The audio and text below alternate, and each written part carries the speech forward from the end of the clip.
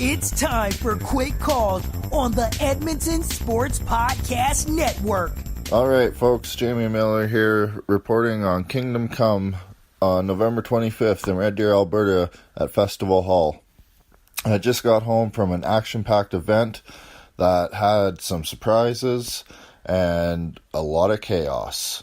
So let's get started with the event. We had John Bond introduce the CWC General, who came out to the ring to introduce the new tag team champions in T.S. Cutler and Massive Damage.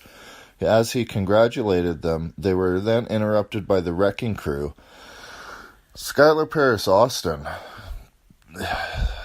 the greasy guy that he is, he started complaining that he was hurt, that he was sad, he was angry, he was pouting, almost crying. And in the end, him and the Wrecking Crew were demanding a rematch against the Tasseled Terminators, who gladly accepted the match, which the General then decided was going to happen later in the night. So then, as they left the ring, John Bond introduced our opponents for the first contest. That being between Jack Pride challenging the champion Dylan Stone for the Alberta title. As the match started, Dylan was pleading with his best friend Jack not to fight. Absolutely pleading. He did not want to fight him. And all Jack did in response was give him a solid right-hand slap to the face. Right after that, Dylan took him down with a double leg takedown and just started unloading on him. He knew that at this point it was on. Jack's attitude towards Dylan was that of utter hatred. He wanted to destroy him and take everything from him because of what Dylan had cost Jack. And with the fans are still on the fence. They want to cheer for Jack, but they don't condone his actions. In the end, he mocks them. He will stop mid-move of signature moves, and he will laugh at them and say, "Is that what you want me to do?" And then he proceeds on with another move. And his lady friend, Envy, I believe is her name, she was a factor during the whole match, constantly interfering in every chance that she could. Jack, he had some really good offense against Dylan Stone. He nailed him with 2 killer DDTs, one from a standing position and then another one right after that from Dylan's knees. And they were like spike DDTs. They were absolutely just wow. Dylan eventually came back with a spine buster, and then he went for the Tres Amigos. He was going for, the 3 German suplex. He hit the 2, and Jack tried to reverse the third one, but in the end, Dylan did hit that third one. Dylan went for that Saturday night special knee, but again, Jack, who was being checked on by the ref, at this time, Envy had jumped up onto the apron and distracted Dylan, wiping what I thought maybe was grease or something. It was a black substance. And this distraction allowed Jack to roll up Dylan and float over into that dragon sleeper that he put out Lumberjack Larry with last month. And Dylan was forced to tap. Once that's sunk in, there's no getting out of that. The crowd was totally behind Dylan, but they didn't want to boo Jack at the same time. They still wanted to cheer him. They were really mixed on this one, but in the end, I think they were really disappointed that, these two ended up fighting, but at the same time, I think this feud is going to carry over a bit into 2018, so we'll see what happens. After that, we had a chair on a pole match between Johnny Kickass and the Irishman. Now, these guys were tag teaming for a while during the General's Tag Team Invitational. However, they didn't really get along too well. So, at the end of the Invitational, they came to blows, and, they had a match last month, and it was more of a technical match at Headlock of Horrors 2 in Blackfalds last month, but not this match. This match was a hard-hitting brawl. The offense was traded back and forth, with both of them using their brawling and power move sets. In the end, it was Johnny Kickass went for 2 super kicks, but missed that last attempt. The first attempt connected hard and totally rocked the Irishman. But after the last attempt missed, the Irishman was able to reverse and clothesline Johnny Kickass. This allowed the Irishman to get the chair that was on the pole, and as he grabbed it, Johnny Kickass had crawled his way to the other side of the ring and grabbed the Irishman's shillelagh and nailed Irish in the ribs as he was grabbing the chair.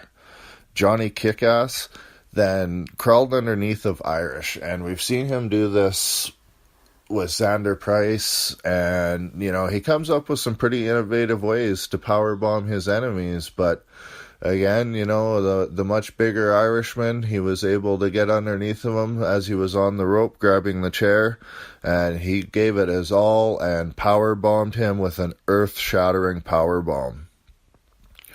It was crazy, folks. It was one of the biggest powerbombs I have seen in a long, long time. So after that powerbomb, Johnny covered the Irishman and got the 3 count for the win. But he wasn't done there. After the match, he went outside to grab the chair that had fallen outside after the exchange on the turnbuckle and grabbed his chair. He came back into the ring, and as the Irishman stood up, he turned into a loud, smacking chair shot to the head. And as he laid on the ground, Johnny still wasn't done. Nailed him in the back. As Irishman rolled over to, cover up his back in pain, Johnny attacked him in the chest with that chair again. 3 chair shots in a row. And before he could get that 4th one in, Angelica ran in from the back and to try and stop Johnny Kickass from doing more damage. She was pleading with him. In the end, Johnny Kickass goes to attack Angelica, but she hits a low blow to escape and allow the Irishman to escape, and the fans chanted Princess on Johnny Kickass's way out of the ring. So, the fans were totally behind the Irishman. They love chanting Princess at Johnny Kickass. He's been kind of whiny in his matches lately, so hopefully he gets over that and brings back that vicious attitude and aggression that he's been known to have. And the fans, they'll stay behind Irishman. He's a fighter. The third match of the evening was the tag team title match featuring the Wrecking Crew, Shawn Martins, and Dean Richter, Dynamic Dean Richter. And they were challenging the Tasseled Terminators, T.S. Cutler, and the Tattooed Terminator, Massive Damage. Now, Derek Law was scheduled to be the referee for this match, but as he couldn't keep control of the beginning of the match, as the Wrecking Crew and the Tasseled Terminators kept, going after each other before the bell could even ring, the CWC general came into the ring, and he basically said, you know what, Derek, you go sit down. There's only one person who can do this job and keep this in order. We're going to have a special referee, and that special referee is me. And the general removed his jacket, and underneath he had a referee shirt. So I think he may have had this planned. But, the CWC general, he was always there for order and to keep things fair in the CWC, and he did the general's invitational for the tag tournament, and he's been a positive role for the CWC. So let's get on with the match. So the Wrecking Crew were really good at isolating T.S. Cutler throughout the whole match, and that was their game plan from the start. They did a really good job implementing their tag team tactics, and, I hate to say it, but even their heel tactics with Skylar Paris Austin, getting involved and, just interfering in the match. It was all Wrecking Crew early on.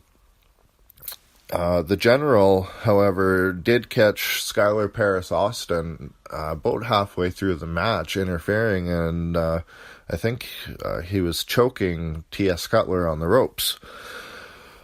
So the General then expelled Skylar Paris Austin out of the ringside area.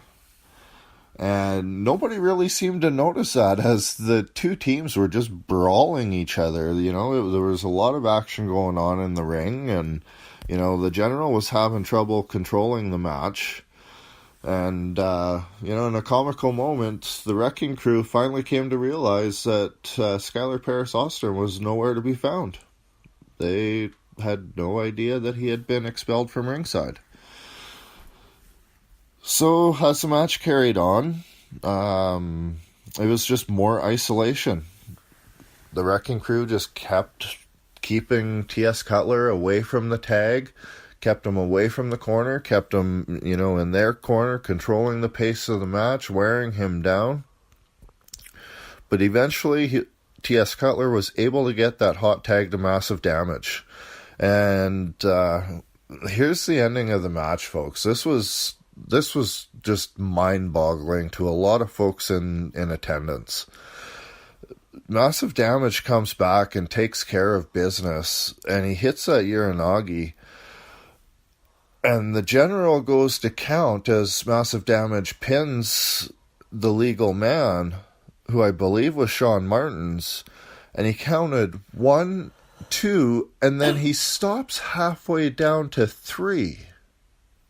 The General gets up and he starts jaw-jacking with Massive Damage, which allowed Sean Martins to roll him up, and the General counted 1, 2, 3 really fast. It was a blatant fast call. The General has aligned himself with the Wrecking Crew. And you have new tag team champs in the CWC of the Wrecking Crew, Sean Martins and Dean Richter, and now with the CWC General. I just don't get what's going on. However, after the match happened, I was able to get a quick interview in with the General, and here it is, folks. Hey, are you talking about my crew? Oh, no, we got the CWC General you better not be here. talking about my crew. How do you explain your actions tonight, General? I get what I want, and that's all that matters. Well, why would you want them to be tag team champs? Because they're the best tag team there is. After you complained about all of their shenanigans? Hey, whatever gets victories, I don't care. Well, you were complaining about those victories, so I don't get... I wasn't complaining, I was just making a statement. Don't put words in my mouth. You complained about them using their heelish tactics to gain the advantages in all of their matches. Whatever it takes to get a win, that's all I care about. Like I said, said it before, and I'll say it again. Well, I think Skylar Paris Austin has some pretty deep pockets to buy the military justice of the CWC. Nope, he doesn't. Skylar Paris Austin is now done with the Wrecking Crew. We are sending him to the wasteland. Well, there's always a grease disposal somewhere in the city of Red Deer. I guess he's better off there than here. He's kind of useless when it comes to getting things done, so I guess I'll have to take over and show him exactly the way it runs.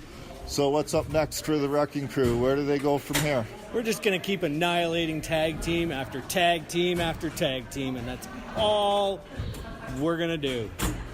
Well, I look forward to seeing you come back, I guess, in the new year and see what you guys got to bring. Come the new year, look out. The General and his Wrecking Crew are going to wreak some havoc. Well, there you go, folks. The CWC General, who has now aligned himself with Wrecking Crew, the new tag team champs of the CWC. Looks like 2018 may be a year for the Wrecking Crew, and we'll see how things go. So then we went into intermission. When we returned from intermission, we had a women's match between KJ Cash and Angelica. Now, these two had faced off in a match a couple of months ago, and their feud seems to be continuing. KJ tried to gain the early advantage by attacking Angelica before the bell. A little back and forth, chain wrestling was done between the two of them, both showing their proficiency in wrestling. And then Angelica ended up hitting a suplex for, the advantage. And she laid in some attack into KJ, but KJ came back and gained some advantage over Angelica again, and she hit some brutal kicks on her. One of them, Angelica was seated on the mat, and KJ came off the rope and just front kicked her right in the face. Woo, KJ! And the second one, Angelica was hanging over the bottom rope, and KJ, with a brutal kick to the face from outside, she hopped onto that apron, and it was just a round kick straight to the face. It was the loudest smack that just echoed in Festival Hall. These girls brought it. They put on a pretty decent match, and it was hard hitting, and the ending of the match came like this. Angelica was able to hit a boot to the face of KJ, knocking her to the outside. And as she went outside to continue her assault on KJ, Johnny Kickass's music hits, and he comes out kind of just slowly stalking. He was just wandering down, not really coming with any purpose. And KJ had thrown Angelica into the stairs. Now, Johnny had his chair in tow, and he threw it in the ring, and then he threw Angelica in the ring. And, it looked like he was teasing for that chair shot to Angelica. In the end, though, he picked up Angelica and hit 2 power bombs, a double power bomb. She hit the mat with sickening thuds. And, folks, she was laid out after that. Johnny Kickass got up and he started berating her, telling her to stay out of a man's ring. And, he was pissed that she, interfered in his assault on the Irishman, and, he was out for revenge. It was pretty shocking. I don't think anybody expected that. I'm pretty sure that the CWC office isn't very happy with that, and I'm sure that there will be some backlash against Johnny Kickass. So we'll see what happened. And in the end, Angelica was helped to the back by the medics, and hopefully she heals up fast from that. So then we went into the 5th match of the night, which was Kato with the Cats Meow, and they were taking on Xander Price, Primetime Xander Price.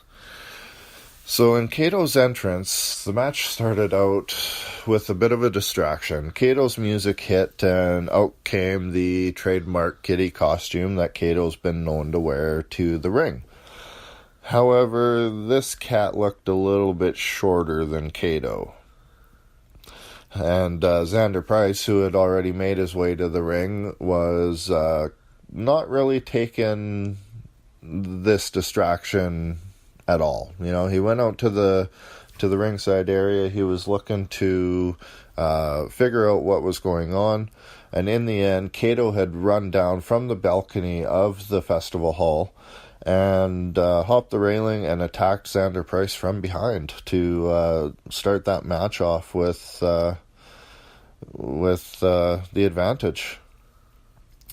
Kato kept saying he was a sexier man than Xander, and there was a triple hip gyration on the apron with the Cat's Meow, and the fans didn't really care for that. And there was a gyration with Xander Price and Derek Law.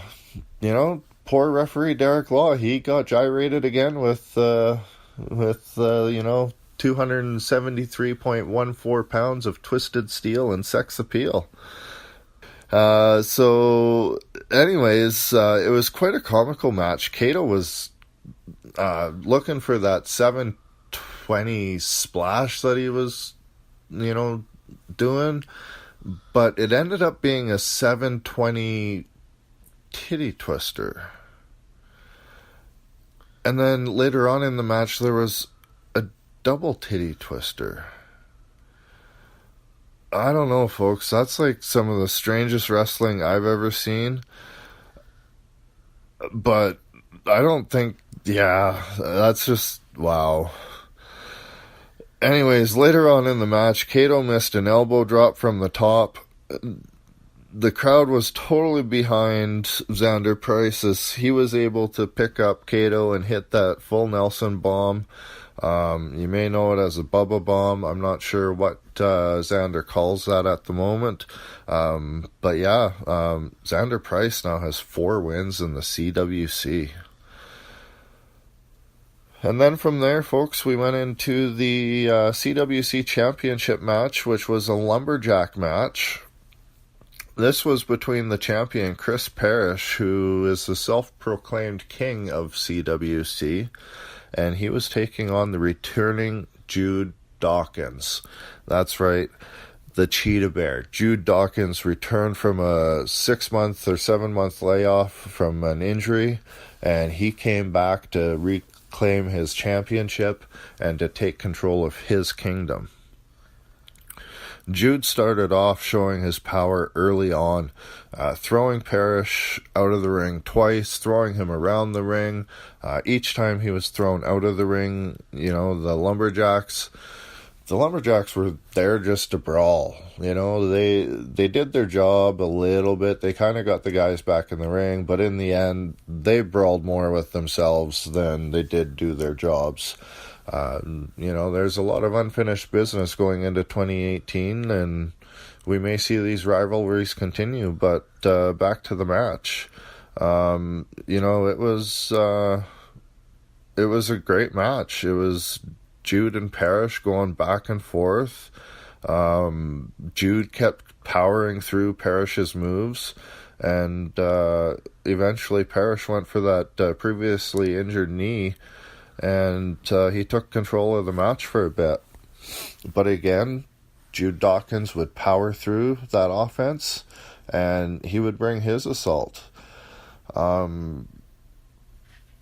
Parrish would go up to the top, but Jude would catch him with the superplex. And, again, this match was just back and forth, with a super kick coming from Parrish late in the match. Parrish then tried to suplex Jude, who was outside of the ring on the apron, but Jude was able to power through that, show his brute strength, and he suplexed Parrish out of the ring into the entranceway where all of the Lumberjacks were, brawling with each other, because that's what they were doing all night. They were just brawling with each other instead of maintaining order in the match like they should have been. That move, that suplex into the entranceway, that brought a "This is awesome," chant from the crowd. They were going nuts. That crowd tonight was just insane. They were all over the wrestlers, doing their chants, making their voices heard, on who they like and who they don't like.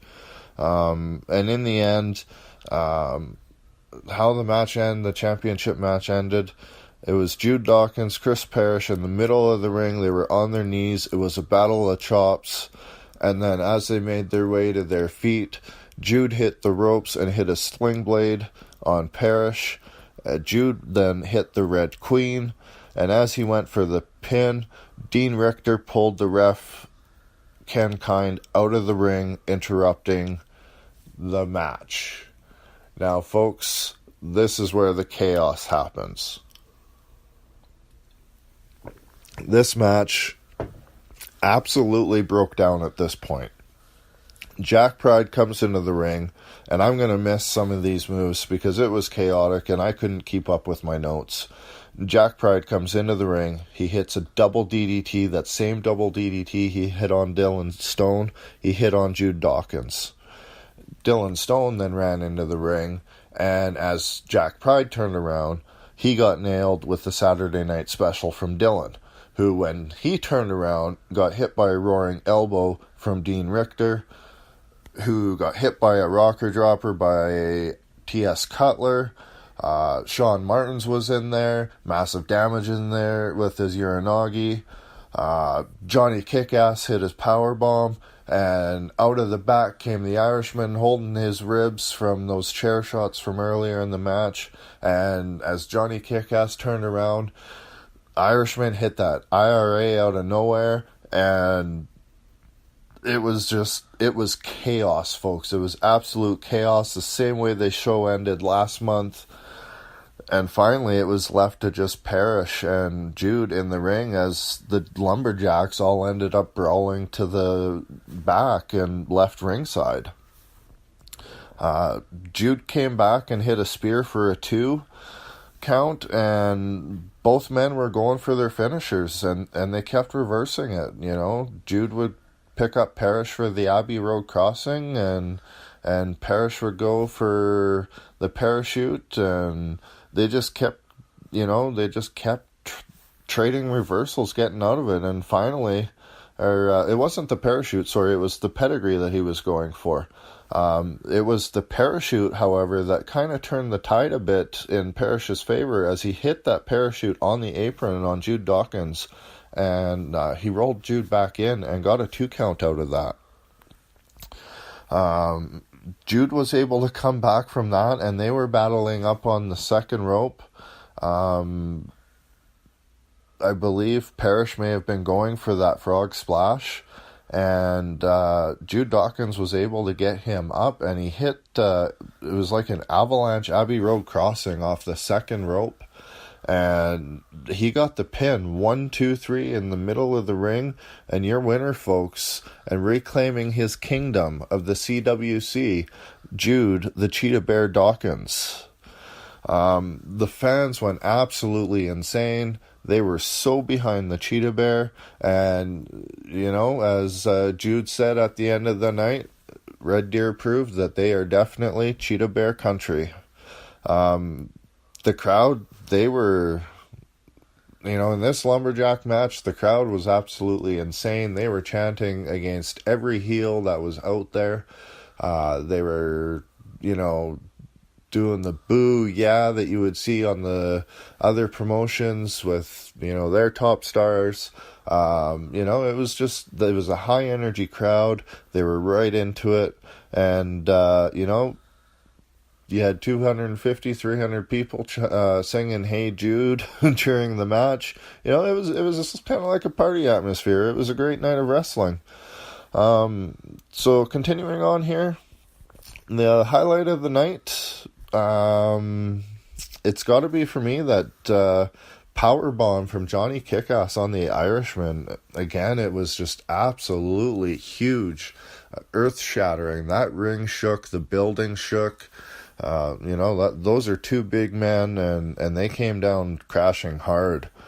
And for me, the surprise of the night, and one that I still just don't understand, is the General's heel turn. You know, I just don't get it. Why, you know, he was looking for justice in the CWC, and now he's aligned himself with, you know, the Wrecking Crew, and Skylar Paris Austin is out into the wasteland. You know, he's not going to be around anymore. You know, things have changed here in the CWC tonight. We got 3 new champions. No more Skylar Paris Austin. You know, some feuds are going to continue, it seems, and maybe some new ones start. You know, it's an exciting time for wrestling in Alberta, and the CWC is, you know, they're putting on great events every month. Make sure you check them out, folks, if you haven't already. Look them up on Facebook at Canadian Wrestling Coalition. And make sure you check out CWC Evolution on the Edmonton Sports Podcast Network's YouTube page, where you can catch up on all the latest action from the CWC. And that's going to be everything for me tonight, folks. This is Jamie Miller reporting to you for CWC's Kingdom Come at Festival Hall in Red Deer, Alberta. Have a great night, folks. We'll see you in 2018. All right, folks, Mike the Ref back here at Edmonton SPN World Headquarters. First of all, I want to thank one of our Red Deer correspondents, Jamie Miller, for doing this episode of CWC Quick Calls. If you guys get a chance, please check out our PWA Christmas Slam Quick Calls that happened the same night as well. I was heading that up with Andre C. and the Wrestling Mind, Brian Hamilton. Because if you check it out, we actually have a very big announcement on there. We have announced that as of 2018, the Edmonton Sports Podcast Network will be rebranding and expanding into a brand known as Backbreaker Media. Now, we're going to have a lot more when it comes to video, audio.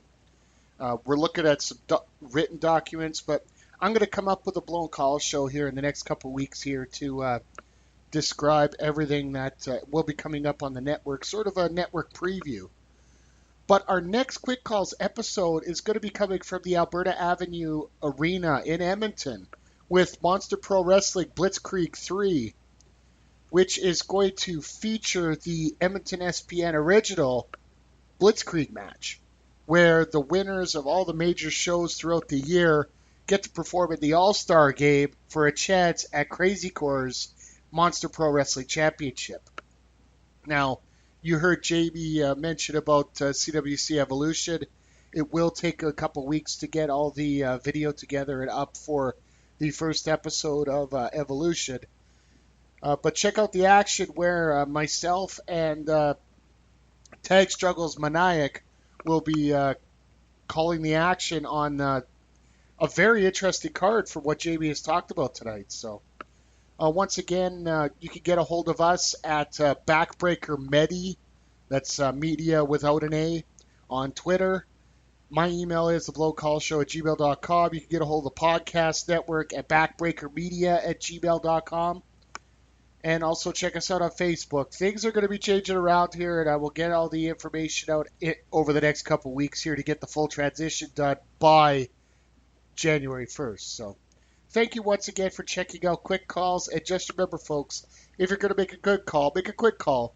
And this has been Quick Calls for the Canadian Wrestling Coalition's Kingdom Come show from Festival Hall in Red Deer, here on the Edmonton Sports Podcast Network. This has been Quick Calls on the Edmonton Sports Podcast Network. Contact us on Facebook or check out edmontonspn.podbean.com.